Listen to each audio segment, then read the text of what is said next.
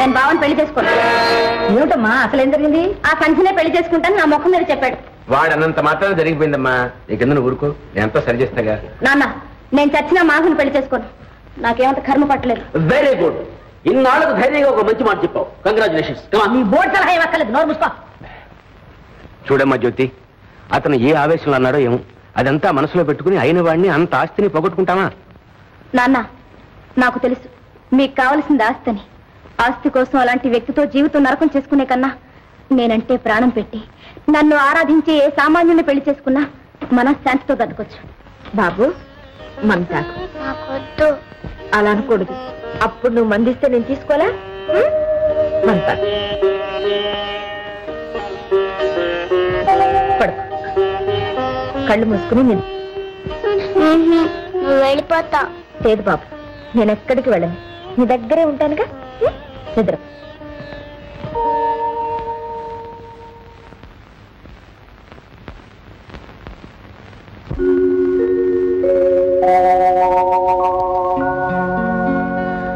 ఈనాటి నుంచి నువ్వు బాబుకి తల్లిదే కాదు, ఈ ఇంటికి ఇల్లాలిది. బాధ్యతంతా నీది. సంధ్య, నువ్వు నన్ను మన్నించలేకపోతే మర్చిపో. నీ భర్త ఎలాంటి వాడో నీకు తెలుసు. తన తండ్రి ఇలాంటి వాడిని మాత్రం బాబుకు తెలియనివ్వకు. అదే నా ఆఖరి కోరిక.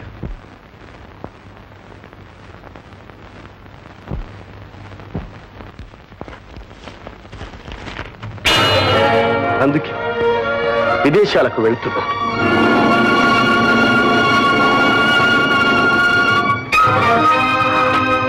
బాబు నా బిడ్డ.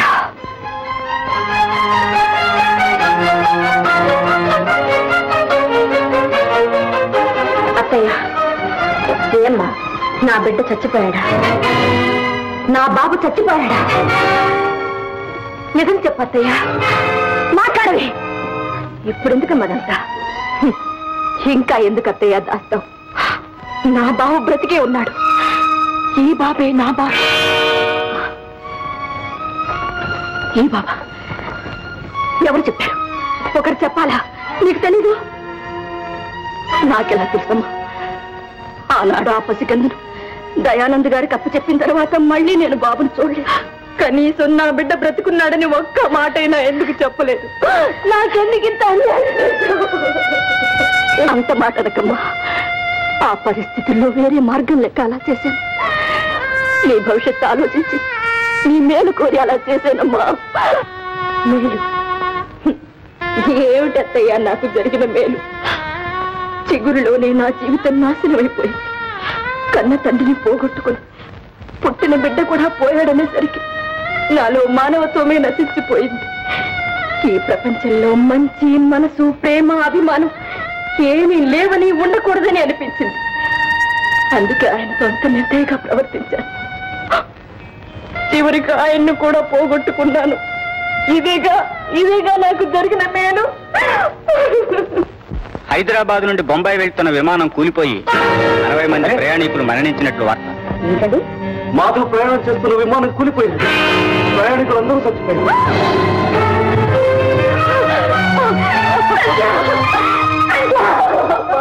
అమ్మా ఒట్టు పెట్టుకో. బాబు పెట్టుకుంటానే బాబు. పెట్టుకో అక్క, బొట్టు లేకపోతే నీ మొహం బాగుండలేదు. వద్దు బాబు. ఏ నాన్నగారు లేరనా? ఏమిటమ్మా, ఆయన ఉన్నంత వరకు అసహించుకున్నా. ఆయనంతటా ఆయన పెళ్లి చేసుకుంటానంటే అది ఈ జన్మలో జరగదన్నా. ఇప్పుడు నీకు నువ్వే పసుపు కుంకుమ తుడి చేసుకుంటున్నా. నీ తత్వం ఏమిటో నాకు అర్థం కావటం లేదు. నాకు తత్వం అంటూ ఉందా అత్తయ్య? నేను తెలుసుకున్నదల్లా ఒకటే, ఓడిపోయి నేను బ్రతికున్నాను, వెళ్ళిపోయి ఆయనే జయించాడు. చలపతి, జరిగిందేదో జరిగిపోయింది. గతాన్ని మన ఇద్దరం మర్చిపోదాం. ఈ వ్యవహారంలో నా పూర్ణ సహకారం మీకుంటుంది. నా మాట నమ్మండి. నమ్మకానే కదయ్యా. ఈసారి మాత్రం నీకు ఎంత బాట కావాలో ఖచ్చితంగా ముందే చెప్పేసి మన ఇద్దరం ఒక అంగీకారానికి వచ్చిన తర్వాత వ్యవహారంలో దిగుదాం. అయ్యా, మనం తలపెట్టింది ప్రాణాలతో చెలగాటం. అవసరం అయితే ప్రాణాలు తీసైనా పని జరుపుకోవాలి.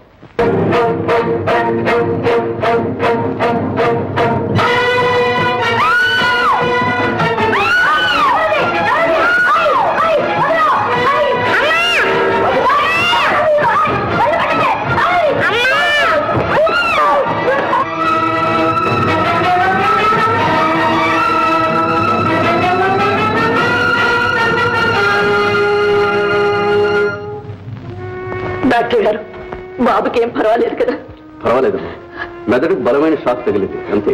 అమ్మా, నేరస్తులు ఎక్కడున్నా పట్టుకునే బాధ్యత మాది. ముందు బాబు సంగతి చూడండి. బాబును వెంటనే జనరల్ హాస్పిటల్లో చేర్చడం చాలా అవసరం. డాక్టర్ గారు ఆ సహాయం మీరే చేసి బాబుని కాపాడండి. నువ్వా? ఏమిటి దౌర్జన్యం?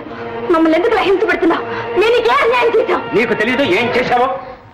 నా కూతురు భవిష్యత్తు నాశనం చేశావు. మా మాధవుని మాకు కాకుండా చేశావు. చివరికి పెళ్లి కాకుండానే బిడ్డను కానీ ఆ బిడ్డ వాడికి పుట్టిన బిడ్డని నమ్మించి వాడి తదనంతరం మాకు రావాల్సిన ఆస్తి నువ్వు రాయించుకున్నావు. తిరిగి మా ఆస్తి మాకు రాసావు. పెట్టిన సంతకం. ఎందుకు పెట్టాలి? ప్రాణాలతో బ్రతికి బయటపడాలంటే సంతకం పెట్టక తప్పదు. చిన్నపిల్లవాడి మీద చేయి చేసుకుంటావా? నువ్వు మనిషివేనా? నీకు కృతజ్ఞత అంటూ ఉందా? ఉండబట్టే మర్యాదగా అడుగుతున్నాను. సంతకం చెయ్యను. నేనెవరిని సంతకం చేయడానికి? ఆ ఆస్తి మీద నాకే అధికారం లేదు. అన్ని అధికారాలు నీకే రాసిచ్చాడు. ఇచ్చినా పుచ్చుకోవడానికి నేను సిద్ధంగా లేదు. చచ్చిన సంతకం చెయ్యను.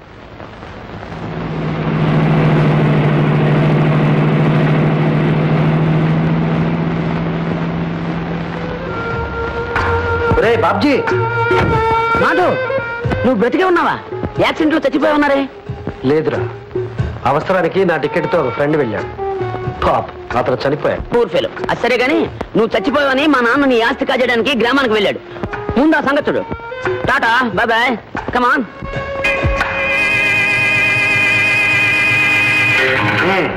త్వరగా సంతకం చేయి, లేదా అక్కడ నీ తమ్ముడు, ఇక్కడ నువ్వు ఒకేసారి కళ్ళు మూస్తారు.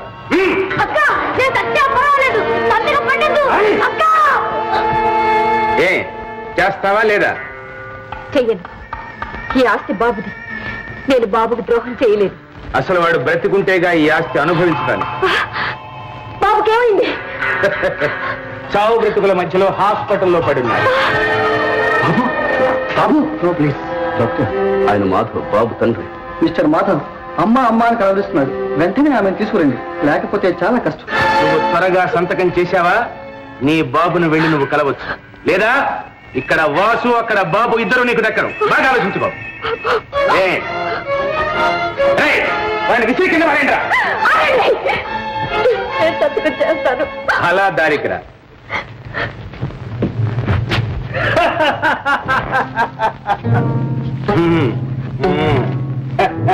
ఇప్పుడు తెలియగల పిల్లగానే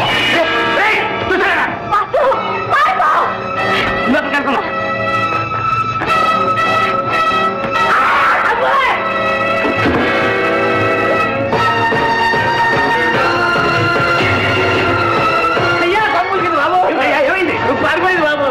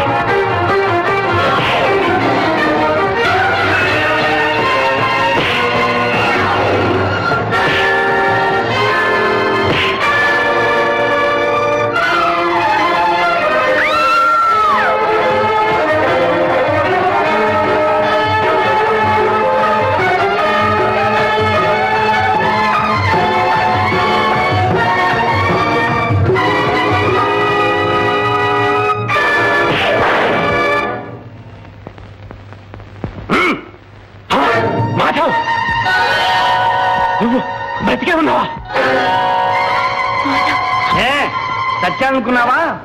నిన్ను చంపందే నేను చావను.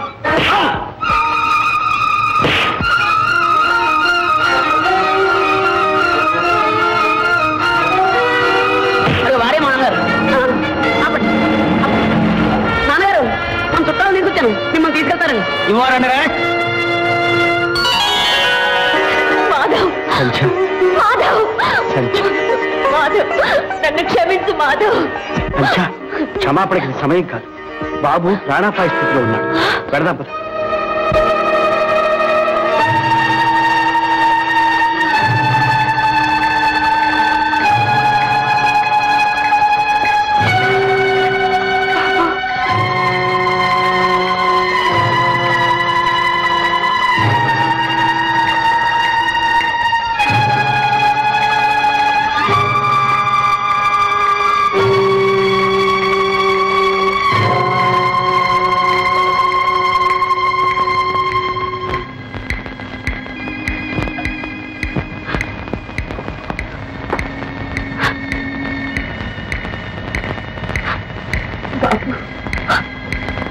బాబు, బాబు, నీకోసం వచ్చాను. అమ్మను బాబు, ఒక్కసారి కళ్ళు తెరిచి అమ్మా అని పిలువు. పిలువు బాబు. అమ్మా,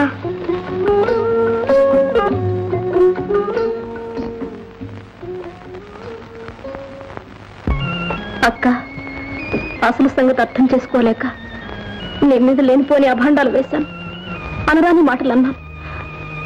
నన్ను క్షమించక్క. మనలో మనకి క్షమాపణలు ఏమిటి జ్యోతి? ప్రపంచం అంతా అన్నదే నువ్వు అన్నా. ఇందులో నీ తప్పేమీ లేదు. పోనీలేమ్మా, జరిగిందంతా ఒక పీడకలనుకుని మర్చిపోదాం. ఇక నుంచి అందరం కలిసే ఉందాం. ఏమిటోనమ్మా, ఇంత బతికి ఇంటి వెనకాల వచ్చినట్టు ఉన్న ఒక్క పిల్లకి పెళ్లి చేయలేని స్థితికి దిగజారాం. నువ్వేం బాధపడకపోయింది. జ్యోతికి మంచి సంబంధం చూసి పెళ్లి చేసే బాధ్యత మాది. వేరే సంబంధం ఎందుకు? మన చిట్టిబాబు ఎప్పటి నుంచో జ్యోతి మీద ఆశలు పెట్టుకున్నాడు. అయితే ఆలస్యం ఎందుకు? ముహూర్తం పెట్టించండి. అయ్యా, దంపతులు ఉభయులు లేచి తల్లిదండ్రులకు నమస్కరించి ఆశీర్వాదాలు పొందండి. తల్లి తండ్రులు అంటున్నారు. తండ్రులు శ్రీకృష్ణ జన్మస్థానాన్ని అలంకరించారు, తల్లులు మాత్రమే ఉన్నారు.